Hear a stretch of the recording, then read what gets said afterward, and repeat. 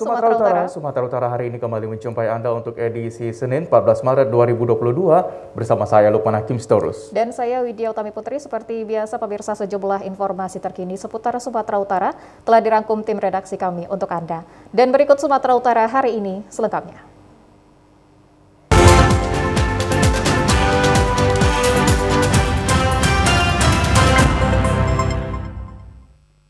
Gempa bumi tektonik bermagnitudo berkekuatan 6,9 skala Richter melanda Kabupaten Nias Selatan pagi tadi. Gempa bumi tektonik ini dirasakan warga pada sejumlah wilayah sekepulauan Nias, bahkan hingga ke kawasan Provinsi Sumatera Barat.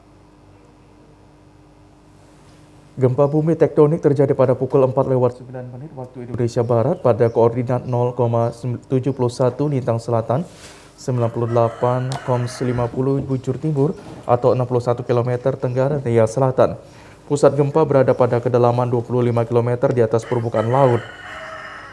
Warga masyarakat di Teluk Dalam, wilayah Nias, turut merasakan getaran gempa tersebut. Dampak kerugian akibat gempa ini belum ada informasi tentang kerusakan bangunan. Demikian halnya korban jiwa belum diketahui. Namun pihak BPBD terus menghimpun data. Saat gempa terjadi, warga sedang tidur, akan tetapi ada di antara warga yang merasakan getaran di Gunung Stoli dan sempat berhamburan keluar dari rumah. Di pagi kira-kira jam 4 pagi lewat 15 menit, kami rasakan gempa di Kota Gunung Stoli tidak terlalu kuat, tapi hanya sederhana saja, tapi kerusakan tidak ada. Keluarga semua sudah masih tidur pada pagi itu. Tapi pagi ini kami melihat situasi di Kota Gunung Stoli sudah aman-aman saja. Pemerintah telah menghimbau warga agar selalu waspada karena jenis gempa ini berpotensi terjadi gempa susulan. Ya pemirsa, gempa susulan sebanyak 7 kali kembali melanda Kepulauan Nias, menyusul terjadinya gempa bumi berkekuatan 6,9 skala Richter subuh tadi. Data BMKG menyebutkan gempa yang terjadi di zona megatrust ini harus diwaspadai oleh warga masyarakat Kepulauan Nias. Gempa bumi megatrust yang terjadi di Kabupaten Nias Selatan pagi tadi juga dirasakan warga pada sejumlah wilayah, diantaranya di Kota Padang hingga Siberut, Sumatera Barat. Aktivitas kegempaan terus dipantau oleh stasiun geofisika BMKG terdekat, diantaranya Gunung Sitoli dan Mentawai, Provinsi Sumatera Barat. Sampai saat ini aktivitas warga di Kepulauan Nias masih berjalan normal, sementara BPBD sampai saat ini belum mendapatkan informasi adanya kerusakan atau korban jiwa atas terjadinya gempa pagi tadi. Menurut BMKG, jenis gempa bumi ini dangkal akibat adanya aktivitas subduksi lempeng. Hasil analisis mekanisme sumber menunjukkan bahwa gempa bumi memiliki mekanisme pergerakan naik. Sampai sekarang ini kita memang sudah menerima laporan akan hal itu, dan mungkin mulai hari ini kita sampai melaksanakan pendataan apa ada keluhan-keluhan warga. Tetapi di saat ini, sampai saat ini dulu di Kota Gunung Stoli kita belum mendengar ada korban jiwa maupun korban materi lainnya. Kami dari BMKG cuma menghimbau agar tetap waspada dan tidak terpancing dengan isu-isu atau berita-berita yang berupa hoaks yang dapat menimbulkan keresahan di masyarakat. Kita tetap waspada dan menjaga diri dan melihat, mengikuti atau memperhatikan lingkungan sekitar. Pasca terjadinya gempa pagi tadi, hingga saat ini telah terjadi 7 kali gempa susulan dengan kekuatan paling tinggi 6 skala Richter. BMKG telah menghimbau warga agar tidak panik dan terpancing berita hoaks yang membuat keresahan masyarakat. Pasca gempa, seluruh instansi terkait diantaranya BPBD, Basarnas, dan TNI Polri telah siap siaga dan selalu berkoordinasi tentang pemantauan informasi terbaru di lokasi pusat gempa yang meliputi Pulau Hibala dan Kepulauan Batu Nias Selatan. Beberapa rumah masih... Satu unit rumah semi permanen peninggalan Datuk Tengku Irwan Hasim sekitar pukul 15 waktu Indonesia Barat kemarin hangus terbakar. Rumah yang berada di Jalan Tandean, Kelurahan Bandar Utama, Kecamatan Tebing Tinggi Kota ini mengakibatkan seorang anak berusia 5 tahun meninggal dunia. Dari pantauan di lokasi kebakaran, anak berjenis kelamin laki-laki tewas bernama Zihu berusia 5 tahun, anak kedua dari pasangan Rizka dan ibunya bernama Tina. Ayah dan ibu korban mendatangi lokasi kejadian. Setiba di lokasi melihat seluruh bangunan hangus terbakar dan mendengar anaknya berada di dalam rumah. Sekitar hampir 1 jam, api akhirnya dapat dipadamkan setelah 6 unit mobil damkar milik Pemko Tebing Tinggi dikerahkan ke lokasi kejadian. Setelah api berhasil dipadamkan, petugas tim Inavis Polres Tebing Tinggi melakukan olah TKP dan mengevakuasi jasad korban. Kepala Dinas Pemadam Kebakaran Kota Tebing Tinggi Halim Purba mengatakan, hasil keterangan yang diperoleh pada lokasi, dugaan sementara kebakaran akibat abang korban bermain api di belakang rumah. Jasad korban telah dievakuasi ke Rumah Sakit Bayangkara, Kota Tebing Tinggi, guna dilakukan otopsi. Asal api, informasi ini katanya ada keluarga atau anaknya yang sedang main-main ya, kemudian ada yang dibakar mungkin di kertas, itu menyambar, mungkin karena kondisi sedang lagi panas dan anginnya juga banyak ya, makanya itu langsung menyebar ke seluruh rumah dan mengelilingi dari sisi rumah tersebut sehingga rumah habis terbakar. Akibat peristiwa ini, aparat Polres Tebing Tinggi belum bisa memberikan keterangan penyebab kebakaran. Saat ini kasusnya sudah ditangani aparat Polsek Rambutan, Kota Tebing Tinggi.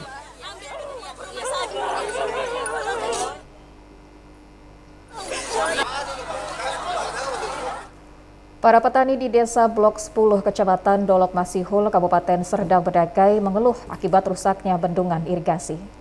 Akibat rusaknya bendungan ini, para petani harus mengeluarkan biaya tambahan untuk menyewa mesin pompa agar sawah mereka tetap dialiri air. Beginilah kondisi bendungan irigasi yang rusak. Diduga bendungan irigasi ini rusak karena debit air yang besar akibat banjir yang terjadi pada aliran Sungai Hitam, Kecamatan Dolok Masihul beberapa bulan yang lalu. Sebagian dinding bendungan jebol, bahkan pintu klep yang menjadi kontrol air lepas sehingga tidak berfungsi lagi. Akibatnya aliran air yang biasa diarahkan ke parit yang mengarah ke sawah tidak berfungsi lagi. Selama ini bendungan irigasi dimanfaatkan puluhan petani di Desa Blok 10 untuk mengairi 7-8 hektar sawah. Selama 3 bulan bendungan ini jebol, para petani dalam 2 bulan belakangan harus menyedot air dari aliran Sungai Hitam dengan menyewa mesin pompa air agar sawah mereka tetap bisa dialiri air. Rusaknya bendungan irigasi ini sebelumnya sudah disampaikan para petani kepada pihak terkait melalui kelompok tani agar segera diperbaiki. Namun hingga saat ini belum ada kepastian kapan bendungan ini akan diperbaiki. Pengairan ke sawah jelas terhambat ini Bang, dan masyarakat merasa dirugikan Bang, karena selama 2 bulan yang lalu masyarakat menyewa mesin untuk mengisi air ke sawahnya. Itu kemungkinan satu dia bibit air yang sangat besar dan bangunan kurang kokoh, itu mengakibatkan, karena kemarin itu sempat banjir besar dia. Harapan ke masyarakat, harapan kami semua di sini, pihak terkait segeralah meninjau tanggul ini agar segera diperbaikin, agar masyarakat tidak susah mendapatkan air. Usai jeda pariwara berikut ini, Sumatera Utara hari ini akan segera kembali. Tetaplah bersama kami.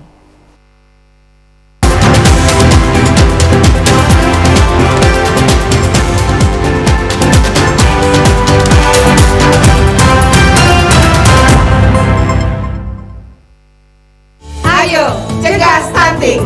Kunjungi bidan andalan Anda untuk merencanakan dan mengatur jarak kehamilan untuk tumbuh kembang buah hati yang optimal. Cegah stunting itu penting melalui perencanaan keluarga. Khawatir ber-KB? Tunda kehamilan dan raih cita-cita dengan Andalan FA. Andalan laktasi untuk ibu menyusui. Ber-KB itu mudah. Andalan pilihan perempuan Indonesia.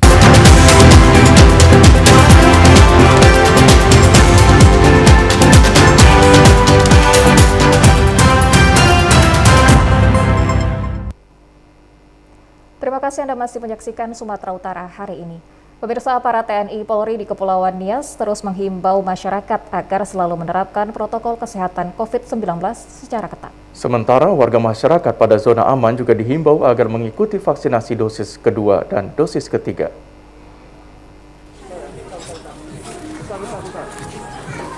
Jajaran Kodim 0213 Nias dan Polres Nias menghimbau masyarakat berperan aktif memutus mata rantai COVID-19. Himbauan ini mendapat respon positif dari masyarakat yang dibuktikan dengan menerapkan protokol kesehatan COVID-19. Pembagian masker dan disinfektan pada beberapa kawasan juga terus dilakukan hingga saat ini. Komando Distrik Militer 0213 Nias dalam seminggu terakhir telah mendatangi warga dan pejalan kaki serta pengendara agar menerapkan prokes secara ketat. Demikian halnya ketika beribadah di Pulau Nias juga dilakukan sosialisasi. Pencapaian vaksinasi COVID-19 pada 5 kabupaten kota di Pulau Nias saat ini sekitar 70%, khususnya dosis kedua. Vaksinasi untuk lansia dan anak usia 6 hingga 11 tahun masih rendah. Untuk dosis pertama dan dosis kedua saat ini kian gencar dilakukan hingga ke pelosok desa oleh Babin Kamtibmas Polri dan Babinsa TNI. Para aparat ini sebelumnya telah berkomunikasi dengan pemerintah desa agar menghimbau masyarakat untuk datang ke tempat vaksinasi. Para vaksinator dari Pemkab dan Pemko serta TNI Polri. Rumah Aspirasi Siar Sitorus Center bersama para insan pers dan LSM serta Pemkab Toba memberikan bantuan sembako 500 paket kepada masyarakat. Bantuan yang berasal dari CSR Bank Indonesia untuk Kabupaten Toba. Pemberian 60 paket sembako diperuntukkan kepada warga lansia di Desa Lumban Bulbul, Kecamatan Balige, karena mereka salah satu kelompok masyarakat paling merasakan dampak pandemi COVID-19. Pemberian sembako diserahkan Bupati Toba Pol Taksiturus dan Ketua DPRD Effendi Napitupulu. Salah seorang lansia Rosida Nababan menyampaikan terima kasih karena sangat membantu para lansia di Desa Lumban Bulbul pada situasi pandemi COVID-19 ini. Ketua Rumah Aspirasi Siar Sitorus Center Kabupaten Toba, Koko Siagian, mengatakan guna meringankan beban ekonomi masyarakat pada situasi pandemi COVID-19 yang belum kunjung selesai. Pihaknya bekerja sama dengan Bank Indonesia menyalurkan 500 paket sembako kepada masyarakat di Kabupaten Toba. Bantuan ini diberikan dengan harapan dapat mengurangi beban ekonomi masyarakat pada masa pandemi COVID-19. Rumah Aspirasi Siar Sitorus Center akan tetap berupaya untuk memberikan perhatiannya kepada masyarakat yang membutuhkan di Kabupaten Toba.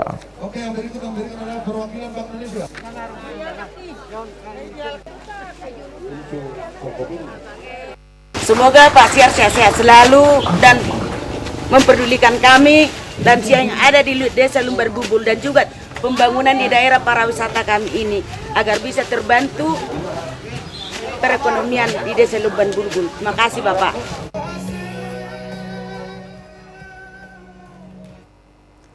Pemirsa, puluhan orang insan pers dan LSM melaksanakan bakti sosial dengan membagikan 5.000 masker, hand sanitizer, dan minuman kemasan di Pasar Lago Boti dan Balige. Sementara untuk hari ketiga diakhiri dengan pembagian sembako kepada warga lansia di Desa Lumban Bulbul, Kecamatan Balige, Kabupaten Toba, dan juga dilakukan diskusi publik. Diskusi publik ini mengambil tema membangun sinergi antar pers dan LSM dengan pemerintah dalam mendukung percepatan pembangunan Kabupaten Toba. Dalam materinya, Bupati Toba Pol Taksitorus menyatakan pers dan LSM adalah mitra pemerintah sesuai tupoksinya sebagai social control dalam mendukung pelaksanaan dan percepatan pembangunan, khususnya dalam menyampaikan informasi dengan cepat, tepat, dan akurat. Pol Taksitorus mengapresiasi bakti sosial yang dilakukan insan pers dan LSM dengan membagikan 5.000 masker, hand sanitizer, dan air minum kemasan, serta pembagian paket sembako kepada 60 warga lansia dan juga diskusi publik. Pada sesi diskusi publik, Pol Taksitorus berharap agar pertemuan dan diskusi publik ini bermanfaat dan bukan hanya sebagai acara seremonial, sehingga kedepannya tercapai sinergitas antara pemerintah dan insan pers serta LSM dalam upaya percepatan pembangunan di Kabupaten Toba. Hasil diskusi ini harus bermanfaat dan harus dibarengi dengan perbuatan dan tindakan. Bupati Toba berharap agar Kadis Kominfo dapat mengkomunikasikan persoalan seperti halnya yang disampaikan wartawan agar segera dapat didiskusikan tentang kebutuhan wartawan sebagai media dan publikasi.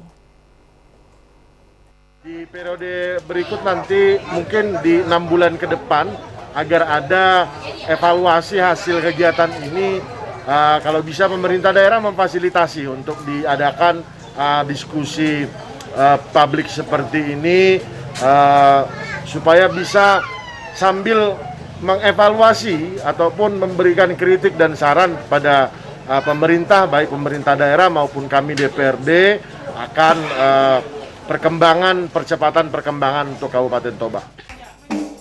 Ketua DPRD Effendi Napitupulu dalam pemaparannya mengapresiasi diskusi publik sebagai sarana menjalin sinergitas yang lebih baik lagi.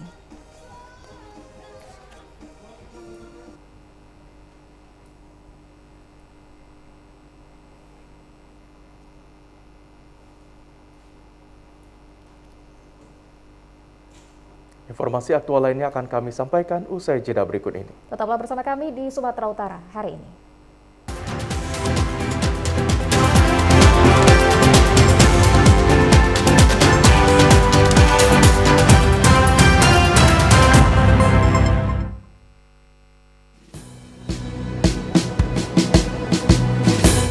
Jalani hari dengan 3 wajib, wajib iman, wajib aman, wajib imun, berolahraga, riang gembira, mencegah kita jatuh sakit, makanan bergizi tiap hari, tidur cukup itu pasti, dan janganlah panik, berdoa tiada henti, wajib iman aman imun. Pakailah maskermu, jagalah jarakmu, cuci tanganmu selalu. Kita raih bahagia dengan iman aman imun, badan sehat bangsa kuat. Kita raih bahagia dengan iman aman imun, badan sehat bangsa kuat.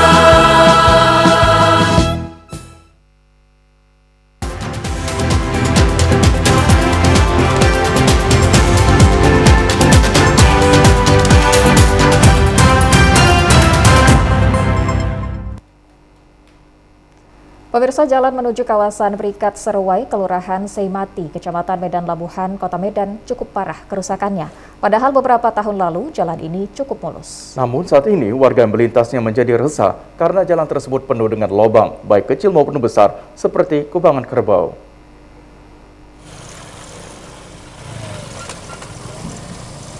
Akibat jalan yang telah rusak cukup parah ini, warga yang bertempat tinggal merasa resah karena jalan tersebut ketika hujan atau banjir rob, lubang-lubangnya digenangi air, sedangkan saat panas hari berdebu. Begitu juga dengan warga yang melintas merasa khawatir dengan kondisi jalan yang rusak tersebut karena bisa mengalami kecelakaan yang sudah sering terjadi. Ironisnya, selain jalan yang rusak parah, di kawasan jalan ini juga tidak memiliki penerangan lampu jalan pada malam hari, sehingga dikhawatirkan rawan tindak kejahatan yang dilakukan orang tidak dikenal. Warga berharap kepada pemerintah agar kiranya jalan di kawasan Berikat Seruai ini dapat segera diperbaiki, sehingga kembali mulus karena jalan tersebut merupakan jalan alternatif warga. Seorang warga lingkungan 2 Kelurahan Seimati, Rustam Effendi Maha, mengatakan jalan Berikat Seruai ini menjadi jalan utama mobil pemadam kebakaran apabila terjadi kebakaran di jalan tersebut. Namun karena jalannya mengalami kerusakan sehingga apabila terjadi kebakaran akan memperlambat operasional mobil pemadam kebakaran. Pihak LS, pihak LPM, pihak organisasi masyarakat juga sudah pernah mencoba menghubungi pemerintah tempat terkait hal itu, tapi sampai sekarang belum diperbaiki. Apalagi jika malam dan air pasang, jalan itu sangat sulit dilalui. Malam lampunya padam, pasang airnya tergenang, dan lubang-lubangnya sering menjadi masalah ketika para mengangkut barang-barang dari beberapa industri di situ sering mogok, mengingat kawasan itu ada industri, sehingga jalan itu bagus dan jalan itu merupakan akses yang bisa dilalui oleh pemadam kebakaran jika suatu saat misalnya terjadi kebakaran di Kelurahan Seimati, karena dari depan melalui jalan tol nggak bisa dilalui. Sekalipun jalan yang rusak tersebut sepanjang 600 meter lebih, namun membuat lambatnya roda perekonomian warga, serta bakal banyak yang mengalami kecelakaan bagi pengendara sepeda motor. Harga sejumlah sayur mayur dan bumbu masakan di Pasar Kota Sibolga harganya masih mahal. Seperti halnya pedagang bumbu masakan menaikkan harga cabai merah. Di pasar kota Sibolga, selain harga cabai merah, harga bawang merah dijual pedagang senilai Rp45.000 setiap kilogram. Sementara harga bawang putih senilai Rp25.000, sedangkan beberapa komoditas lainnya seperti sayur mayur juga mengalami kenaikan, diantaranya tomat senilai Rp15.000 setiap kilogram. Kenaikan harga sejumlah bahan bumbu pelengkap masakan akibat faktor cuaca dan minimnya hasil panen dari daerah sentra produksi sayur mayur. Diprediksi harga sayur mayur juga akan kembali naik terkait jelang bulan puasa. Bawang merah beli ke 1 kilo yang kasar lah ya, 45.000. Tapi kalau bawang soloknya itu 38,40. Harga cabai bulan yang lewat 65 sampai 70 ya yang ini. Kalau sekarang 52,54. Kalau harga normalnya? Normalnya biasanya 30-35. Dampak dari kenaikan harga sayur mayur sebagai bahan bumbu masakan ini mengakibatkan pembeli mengurangi jumlah pembelian karena harganya masih tetap mengalami kenaikan. Kalau cabai masih mahal, bawang juga mahal, tomatnya juga turun dikit lah kemarin itu ya. Ya tentu dikurangi lah deh, seperti cabai kayak gini mahalnya kita campur lah sama cabai rawit, biar agak terasa pedasnya. Sekilo cabai merahnya belinya sekilo ya sekarang jadi setengah lah. Pemirsa, Dandim 0211 Tapanuli Tengah Letkol SZI Mangatas Padepotan Siboya meresmikan Desa Sitiotio menjadi Kampung Pancasila. Peresmian Kampung Pancasila Desa Sitiotio agar seluruh warga menerapkan nilai luhur berbangsa dan bernegara. Dandim 0211 Tapteng Letkol CZI Mangatas Padepotan Siboya mengatakan tujuan peresmian Kampung Pancasila ini selain warga menerapkan nilai-nilai luhur berbangsa dan bernegara, sekaligus mencegah masuknya paham radikalisme atau ideologi yang ingin merubah Pancasila sebagai dasar negara. Oleh karena itu, kegiatan ini diharapkan sebagai contoh bagi masyarakat yang tidak hanya tinggal di Kecamatan Pandan sebagai tempat pencanangan, tetapi di seluruh kecamatan yang ada di Tapanuli Tengah. Dikatakan Kampung Pancasila dapat dijadikan sebagai bentuk edukasi kepada generasi muda, mulai dari usia dini tentang pentingnya penerapan nilai-nilai Pancasila dan semboyan Bhinneka Tunggal Ika yang berbeda suku, agama, dan ras, tetapi memiliki satu tujuan, yaitu persatuan bangsa dan negara. Peresmian Kampung Pancasila di Desa Sitiotio Hilir, Kecamatan Pandan ini termasuk salah satu program dari Kodim 0211 Tapanuli Tengah dalam rangka pembinaan teritorial, menegakkan kembali nilai-nilai luhur yang ada di dalam butir-butir Pancasila itu. Tokoh agama Kristen Pendeta Arifin Simamora mengapresiasi Dandim 0211 dan jajarannya yang sudah menobatkan Desa Sitiotio menjadi Kampung Pancasila karena memiliki makna yang sangat penting bagi seluruh warga. Pendeta Arifin Simamora berharap setelah dinobatkan sebagai Kampung Pancasila, seluruh warga memiliki nilai toleransi yang tinggi sesuai dengan azas Pancasila. Selain itu, warga yang tinggal di Kampung Pancasila hendaknya sikap dan perilakunya mencerminkan nilai-nilai Pancasila. Bupati Asahan meresmikan Kampung Pancasila di Desa Simpang 4 Kabupaten Asahan. Pemilihan Kampung Pancasila atas usulan Dandim 0208 Asahan karena Desa Simpang 4 terdapat 3 rumah ibadah yang berdekatan dan memiliki keberagaman etnis dan agama yang harmonis. Peresmian Kampung Pancasila ditandai dengan pemotongan pita dan penandatanganan prasasti di Tugu Pancasila. Desa ini memiliki 3 rumah ibadah yakni masjid, gereja, dan vihara yang saling berdekatan. Selain itu, Kampung Pancasila ini memiliki kebinekaan yakni keanekaragaman suku atau etnis juga agama. Meski demikian, masyarakatnya tetap harmonis dan hidup rukun damai.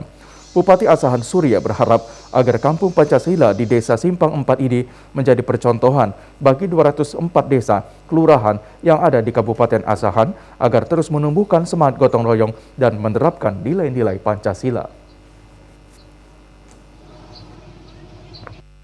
Ini tinggal bermacam suku, bermacam adat, agama, hidup jadi satu rukun. Ya. mereka bergotong royong. Selama ini tidak ada konflik. Yang kedua, pemuda-pemudanya mengimplementasikan kegiatan-kegiatan sesuai dengan nilai-nilai Pancasila dan tidak adanya konflik. Ini terutama konflik karena yang paling kita hindari saat ini adalah bahaya radikalisme dan terorisme. Harapan ke depan tentu desa Simpang 4 ini menjadi contoh bagi desa-desa yang lain untuk bisa mencontoh bahwa desa Simpang 4 ini adalah merupakan kelengkapan dari kampung Pancasila, di mana kerukunan umat beragama cukup baik dan antar ini pun cukup baik, sehingga bukan saja desa Simpang 4 tapi kita harapkan nanti desa-desa yang ada di Kabupaten Asahan ini bisa menjadi kampung Pancasila. Sementara itu, Dandim 0208 Asahan meresmikan Simpang 4 Bintar dengan membangun taman baca bagi anak-anak dan memberikan edukasi Pancasila kepada pelajar agar bisa menjaga persatuan bangsa dan menjadikan Indonesia kian maju.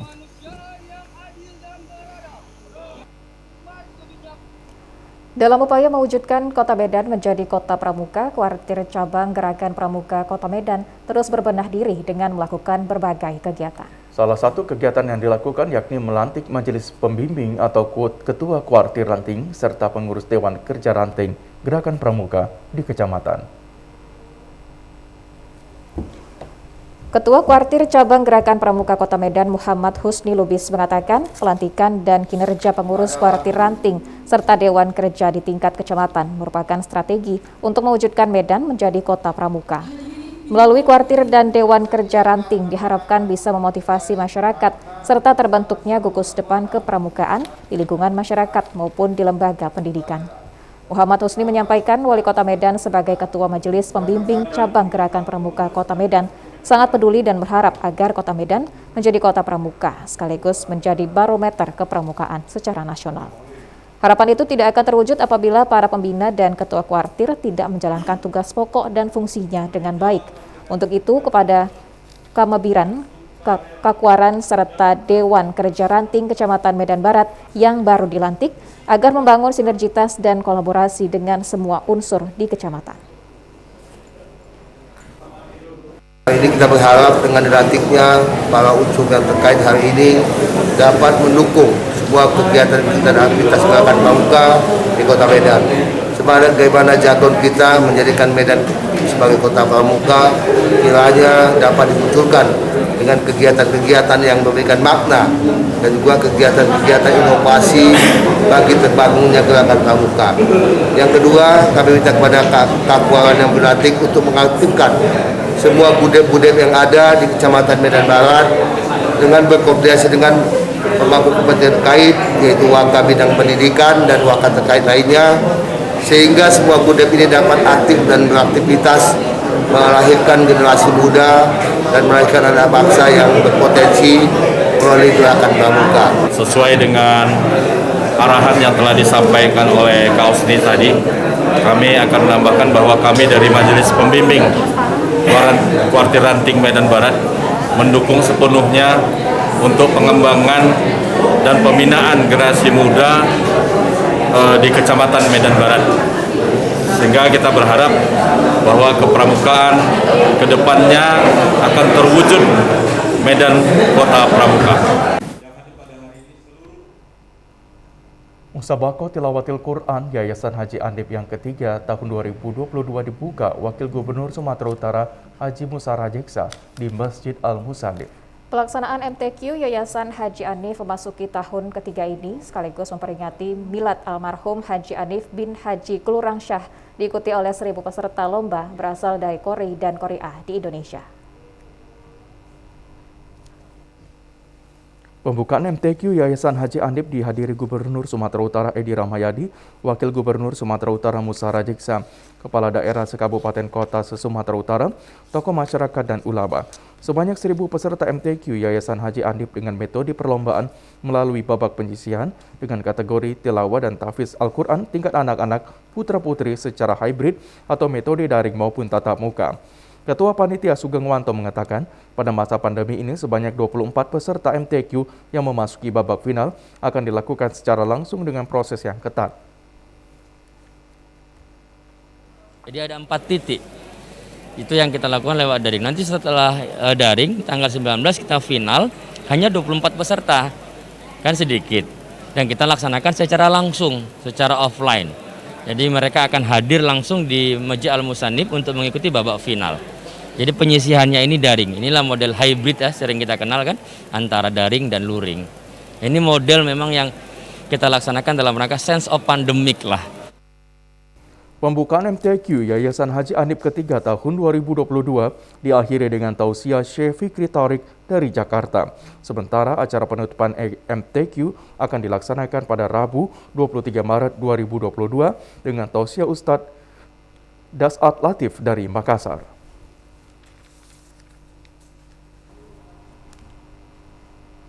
Wakil Gubernur Sumatera Utara Musa Rajeksa mendukung pelaksanaan musabaqah tilawatil Quran guna melahirkan generasi muda yang cinta Al-Quran sejak dini. Melalui generasi Qurani diharapkan mampu mengamalkan nilai-nilai yang terkandung dalam bacaan Al-Quran sehingga dapat diterapkan pada kehidupan sehari-hari yang bermanfaat untuk masyarakat sekaligus kemajuan bangsa dan negara. Al-Quran adalah kitab suci yang terakhir diturunkan Allah Subhanahu wa Ta'ala sebagai sumber ajaran Islam pada setiap dimensi kehidupan dan merupakan petunjuk bagi umat manusia untuk membedakan yang hak maupun batil. Dengan menjadikan Al-Quran sebagai sumber dan pedoman hidup, maka pasti akan mendapatkan kebahagiaan dalam hidup di dunia akhirat. Guna melahirkan generasi yang berakhlak mulia, menurut Wakil Gubernur Sumatera Utara Musa Rajeksa, ketika membuka MTQ Yayasan Haji Anip kemarin di Masjid Al-Musannif, Kabupaten Deli Serdang, maka harus sudah lakukan upaya menanamkan nilai-nilai kandungan Al-Quran sejak usia dini. Wakil Gubernur Sumatera Utara Musa Rajeksa selaku Ketua Yayasan Haji Anip akan meneruskan program kepedulian kepada masyarakat, diantaranya dilakukan almarhum ayahnya untuk melahirkan generasi Qurani. Berdasarkan data panitia pada musabaqah tilawatil Quran yang diselenggarakan oleh Yayasan Haji Anip sejak tahun 2019 di Masjid Al-Musannif ini, setiap tahunnya terus mengalami peningkatan dari segi jumlah peserta. Seperti niat awal dari almarhum inginnya melaksanakan musabaqah tilawatil Quran untuk semakin banyaknya anak-anak kita yang cinta Al-Quran, semakin banyak generasi-generasi muda Islam yang menjadi penghafal Al-Quran. Dan juga ini yang kita harapkan dengan semakin banyak cita Al-Quran, penghafal Al-Quran, semoga Sumatera Utara menjadikan daerah yang baldatun thayyibatun wa rabbun ghafur. MTQ Yayasan Haji Anip ini setiap tahunnya selalu dilaksanakan dan diharapkan akan melahirkan generasi Qurani menjadi pemimpin yang bermanfaat bagi masyarakat. Pemirsa, Wakil Gubernur Sumatera Utara Musa Rajeksa berharap agar Dewan Pengurus Wilayah Badan Komunikasi Pemuda dan Remaja Masjid Indonesia Sumatera Utara periode 2022-2026 meningkatkan perannya untuk mendakwahkan Islam ke pelosok daerah di Sumatera Utara. Karena organisasi ini diharapkan Badan Komunikasi Pemuda dan Olahraga, hal ini diharapkan karena organisasi Badan Komunikasi Pemuda dan Remaja Masjid Indonesia adalah organisasi dakwah. Wakil Gubernur Sumatera Utara kepada pengurus menyatakan harus siap berdakwah agar semakin banyak saudara seiman yang meningkatkan keimanannya kepada Allah Subhanahu wa Ta'ala. Wakil Gubernur Sumatera Utara memetik kata dari moto BKPMRI, Muwahhid, Pemersatu, dan Mujahid Pejuang. BKPMRI harus sanggup menjadi pemersatu dan berjuang untuk agama Allah. Diharapkan agar seluruh pengurus harus berkomitmen untuk memajukan organisasi secara bersama-sama dan mengajak pemuda kembali ke masjid. Selain itu, agar kebersamaan dalam menjalankan tugas organisasi lebih dipermudah oleh Allah Subhanahu wa Ta'ala. Kepada pengurus, Wakil Gubernur Sumatera Utara berharap agar jangan memikirkan keuntungan dalam organisasi, terutama untuk masjid. Dikatakan berkorban tidak harus uang dan bisa dengan waktu, ide, atau tenaga, karena yang dilakukan untuk agama, insya Allah akan menjadi bekal pada akhirat dan menjadi amal jariah. Dengan ada kepengurusan baru ini semakin beraktivitas untuk keumatan, terutama pemuda-pemuda yang untuk semakin banyak untuk meramaikan masjid. Dan juga apa yang sudah ada program yang bagus diteruskan, sementara program yang belum ini ditingkatkan. Mudah-mudahan kehadiran ini pengurus tidak hanya dalam acara seremonial pelantikan, tapi benar-benar ada tindakan-tindakan yang nyata untuk pemuda-pemuda remaja masjid yang ada di Sumatera Utara. Pada kesempatan ini, Ketua Umum DPP BKP RMI Said Ali Idrus berharap agar seluruh kader DPW BKP RMI Sumatera Utara ikut membesarkan BKP RMI dan menggaungkan gerakan kembali ke masjid.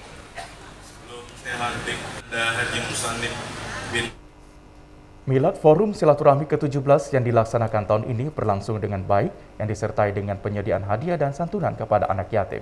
Kegiatan ini berlangsung di Pemandian Pas, Kabupaten Simalungun kemarin, juga dilakukan lucky draw berupa hadiah tabungan umroh kepada anggota pengajian. Tema Milad Forum Silaturahmi ini adalah Raih Surgamu dengan Harta dan Silaturahmi. Kegiatan ini dirangkai dengan tadabbur alam, dengan kegiatan tausiah, pembacaan Al-Quran dan zikir yang dihadiri ratusan jemaah dari berbagai wilayah di Sumatera Utara.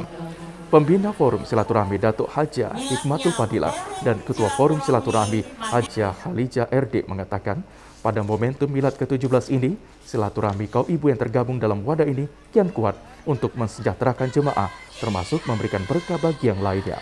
Forum Silaturahmi ini selalu rutin melakukan pertemuan melalui pengajian atau syiar ajaran tauhid dan tasawuf yang diajarkan Syekh Haji Amran Al-Halidi. Datuk Hajah Hikmatul Fadilah mengajak agar selalu bersyukur kepada Allah Subhanahu wa Ta'ala dan membina silaturahmi, termasuk bagi orang banyak. Moto forum adalah dengan kebersamaan bisa dengan lelang pahala, kita berbagi dengan silaturahmi, panjang umur, murah rezeki. Milad ke-17 Forum Silaturahmi ini dirangkai dengan penyantunan anak yatim dan kaum duafa serta penyerahan hadiah lomba Mars Forum Silaturahmi. Kualitas tentunya orang-orangnya, karena 17 tahun, 18 tahun ada usia yang sudah menjelang dewasa. Tentunya orangnya, diri kami sendiri lebih mempunyai pondasi agama yang kuat dan lebih berkualitas, sehingga forum ini tetap di masyarakat, tetap diminati, karena setiap kegiatan kami mengadakan sedekah, sentuhan kasih sayang dan sedekah-sedekah untuk kaum duafa dan anak yatim. Inilah program kami, dan kadangkala kami juga membuat program bedah rumah. Banyak program-program sosial, program-program yang berguna bagi orang lain, berguna di tengah-tengah masyarakat, dan berguna bagi kami semuanya, dari kami untuk kami. Mungkin itu harapan kami ke depan, supaya terus semakin abadi sampai akhir hayat kami dan sampai anak cucu kami. Pembina Forum Silaturahmi Kiai Haji Haidir Wahab mengatakan, momen Milad ke-17 adalah sebagai momen introspeksi diri, terutama organisasi yang dibentuk untuk menjadi benteng dalam menangkal hal negatif pada era perkembangan dunia. Selain itu juga menjadi agen perubahan bagi generasi muda agar mampu menjadi generasi yang mengamalkan ajaran Islam dengan baik dan menjadi khalifah yang amanah. Kita untuk menjalankan dakwah ini, akhirnya insya Allah kita mendapatkan apa yang kita inginkan dalam kehidupan ini sebagai perjuangan kita untuk memperkuat iman kita, ketakwaan kita sebagai perjuangan Rasulullah Sallallahu Alaihi Wasallam dalam memantapkan akidah, meluruskan keimanan dan memperkuat ketauhidan mereka dalam mengesahkan Allah Subhanahu Wa Taala.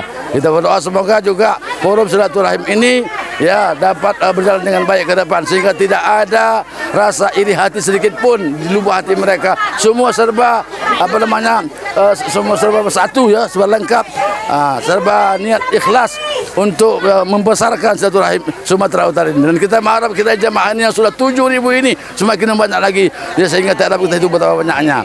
Ya, silaturahim yang luar biasa ini akan merekat hubungan ukhuwah Islamiyah.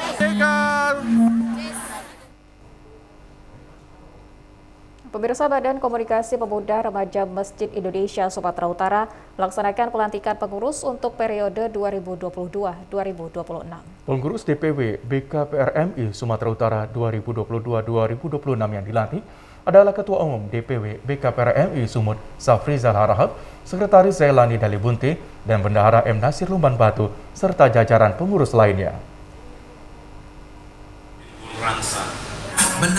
Ketua Umum DPW BKPRMI Sumut Syafrizal Harahap mengharapkan agar seluruh pengurus dan kader BKPRMI Sumut senantiasa memakmurkan masjid.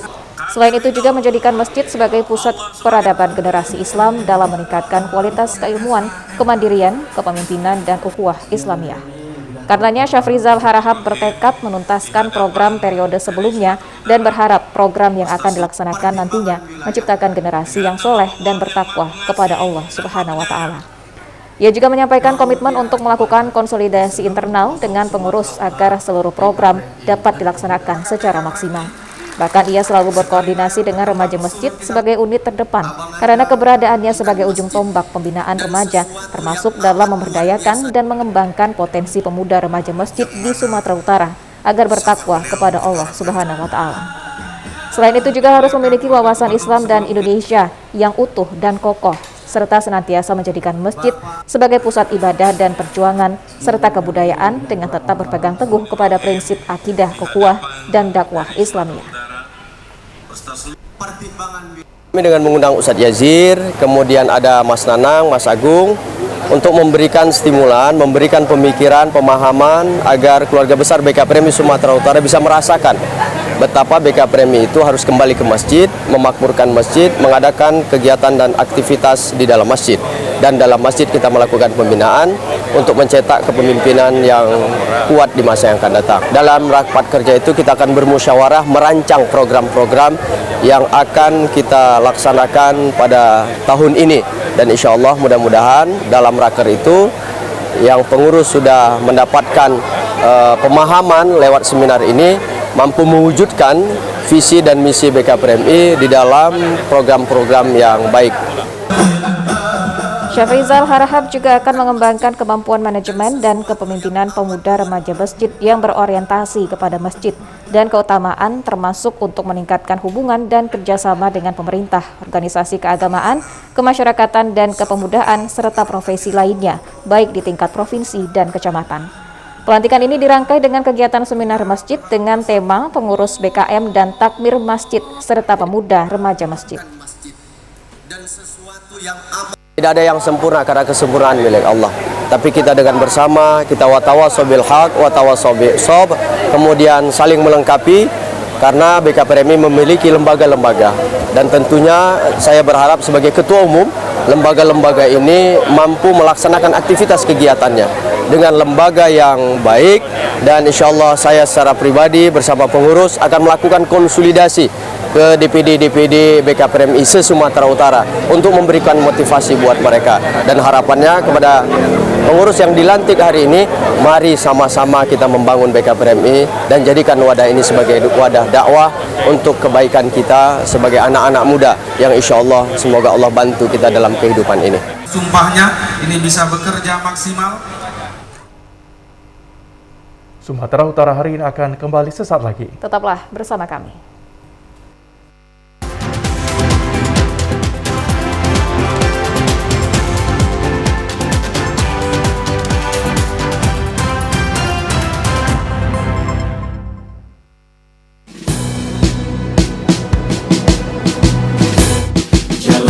Hari dengan tiga wajib, wajib iman, wajib aman, wajib imun. Berolahraga, riang gembira, mencegah kita jatuh sakit. Makanan bergizi tiap hari, tidur cukup itu pasti. Dan janganlah panik, berdoa tiada henti. Wajib iman, aman, imun. Pakailah maskermu, jagalah jarakmu, cuci tanganmu selalu. Kita raih bahagia dengan iman, aman, imun. Badan sehat, bangsa kuat. Kita raih bahagia dengan iman, aman, imun. Badan sehat, bangsa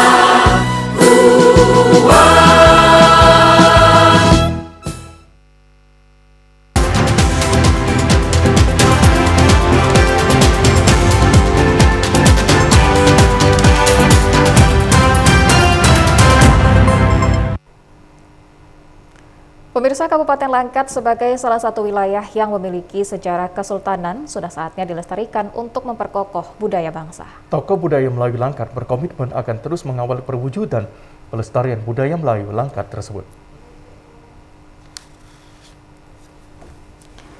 Sesuai dengan program pemerintah Kabupaten Langkat terkait pengembangan sektor pariwisata, maka budaya merupakan bagian yang tidak terlepaskan dari pariwisata. Untuk itu, tokoh budaya Melayu Langkat yakin pemerintah dan masyarakat dapat bersatu padu dalam mewujudkan pelestarian budaya Melayu. Salah seorang tokoh budaya Melayu Langkat, Haji Suhyar Mulyamin mengatakan sudah saatnya semua pihak ikut melestarikan budaya Melayu Langkat karena salah satu kebutuhan bumi Melayu adalah Kabupaten Langkat. Dikatakan jejak sejarah yang pernah ada harus dipugar sehingga generasi muda mengetahui dan dapat ikut melestarikannya. Haji Suhyar Mulyamin menjelaskan, melestarikan budaya Melayu tidak berarti mengabaikan budaya lain yang ada di Langkat. Namun untuk memperkuat identitas Langkat sebagai bumi Melayu, pelestarian ini dianggap penting untuk dilakukan. Ia berharap seluruh tokoh budaya Melayu di Langkat agar tetap bersatu padu dalam setiap program yang sudah dibuat, sehingga pelestarian budaya Melayu yang sudah dimulai tidak hanya sekedar wacana, namun bisa direalisasikan. Sebenarnya beberapa bulan kebelakang ini sudah melakukan beberapa kali pertemuan dengan seluruh syarikat-syarikat maupun komunitas maupun tokoh untuk merealisasikan ini. Harus ada kebersamaan, harus ada persatuan, harus ada nawaitu yang ikhlas agar perda tentang budaya ini bisa terwujud. Karena masalah perda ini memang sudah merupakan suatu tuntutan kepada pemerintah daerah untuk bisa mengaspirasinya. Demikian juga kepada DPRD Langkat yang berkaitan dengan pelestarian ini. Ya, siogianya memang pihak Pemda maupun DPR sudah menampung aspirasi ini untuk segera disauti di tahun 2022 ini. Pelestarian budaya Melayu Langkat dianggap penting untuk memperkokoh budaya bangsa sekaligus mendidik generasi muda agar lebih mencintai budaya. Ya, apa yang melatar belakangi pelestarian budaya Melayu di Langkat? Pemirsa, berikut kita ikuti dialog reporter Karyawan Sebiring bersama tokoh budaya Melayu Langkat, Adanor. Pemirsa, tokoh budaya Melayu yang ada di Kabupaten Langkat, Provinsi Sumatera Utara melakukan diskusi untuk mewujudkan pelestarian budaya di Kabupaten Langkat. Apa sebenarnya yang melatar belakangi sehingga dilakukannya diskusi dengan pemerintah Kabupaten Langkat untuk mengetahuinya? Saat ini saya sudah bersama dengan salah seorang tokoh budaya yang ada di Kabupaten Langkat, yakni Abang Adahanur. Selamat sore Abang, Anda apa kabar? Ya, selamat sore, kabar baik, Ker. Baik Bang, kita mau tahu ini Bang, apa sebenarnya yang melatar belakangi sehingga dilakukannya diskusi untuk mewujudkan pelestarian budaya yang ada di Kabupaten Langkat? Diadakannya dialog tentang budaya Melayu di Kabupaten Langkat karena kami dari masyarakat Melayu di Kabupaten Langkat merasa bahwasannya hari demi hari tentang keberadaan Melayu itu, terutama ornamen, sudah mengecil gitu. Dalam arti kata sudah hampir hilang. Jadi dengan adanya ini, kami dari perwakilan organisasi Melayu yang ada di Kabupaten Langkat berembuk untuk segera mengadakan dialog tentang masyarakat adat budaya Melayu yang ada di Kabupaten Langkat. Baik Bang, yang ingin kita ketahui apa-apa saja produk hukum atau perda yang ingin diperoleh dari dialog yang dilakukan?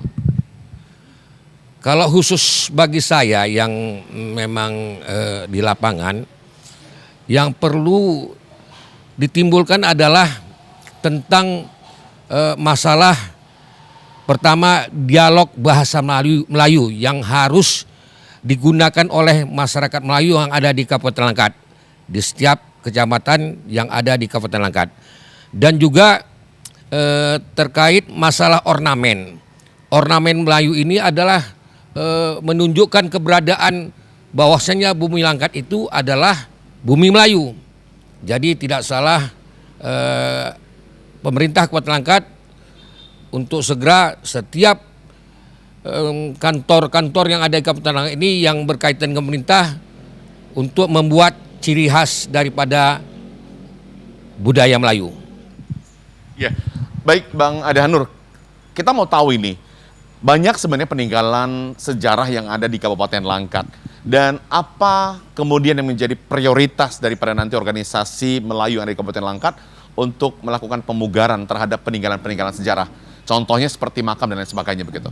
Terkait dengan mengenai ornamen Melayu, menunjukkan ciri khas daripada Melayu, saya berharap setiap kantor camat yang ada di Kabupaten Langkat ini segera diterapkan untuk memakai ornamen daripada Melayu seperti yang tertera di gedung MAPMI Kabupaten Langkat.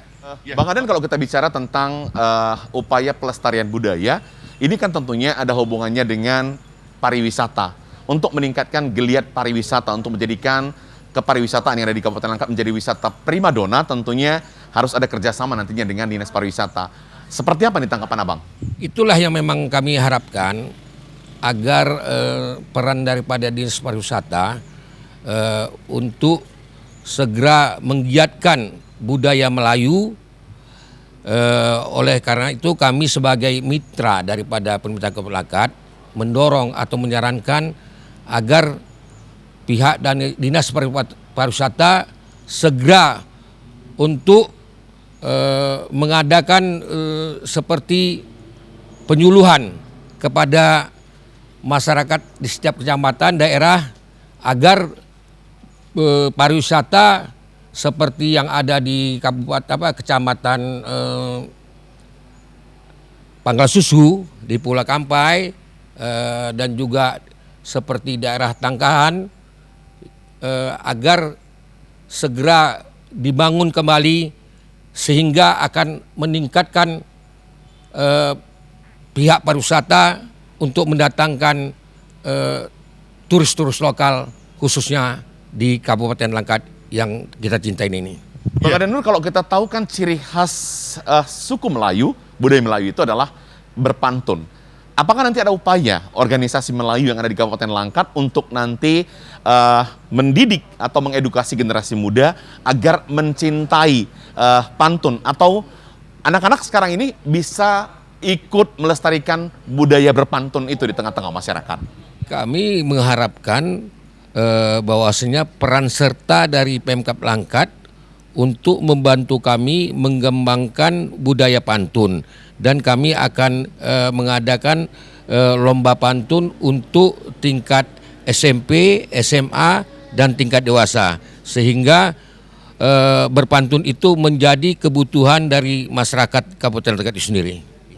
Baik, Bang, harapannya terakhir ini apa kemudian yang harus dilakukan semua pihak supaya apa yang menjadi harapan organisasi Melayu yang ada di Kabupaten Langkat bisa terwujud, yaitu melestarikan budaya yang ada di Melayu? Apa ini harapannya kepada seluruh pihak?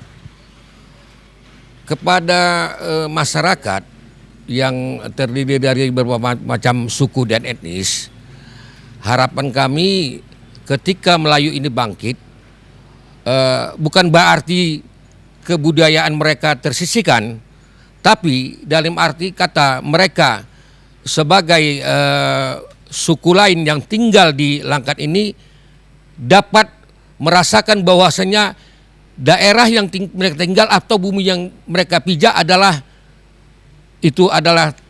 tempat mereka juga, dan harus ada dukungan daripada masyarakat, seluruh masyarakat yang terdiri dari beberapa suku agar budaya Melayu ini dapat menjadi ikon daripada tanah Langkat yang kita ketahui bahwasanya ini adalah tanah Melayu. Baik. Terima kasih Bang Adahan Nur, dan itulah tadi dia perbincangan saya dengan salah seorang tokoh budaya yang ada di Kabupaten Langkat. Semoga apa yang menjadi harapan seluruh masyarakat di Kabupaten Langkat bisa terwujud untuk melestarikan budaya yang ada di Kabupaten Langkat. Kita kembali ke studio. Ya, dialog tadi mengakhiri jumpa kita di Sumatera Utara hari ini. Mewakili kerabat kerja yang bertugas, saya Lukman Hakim Sitorus. Dan saya Widya Utami Putri. Kami ajak Anda pemirsa untuk selalu taat akan protokol kesehatan dengan memakai masker, menjaga jarak, dan mencuci tangan dengan sabun di air mengalir. Indonesia pulih karena aku. Indonesia pulih karena kamu. Indonesia pulih karena kita. Terima kasih, selamat sore. Sampai jumpa.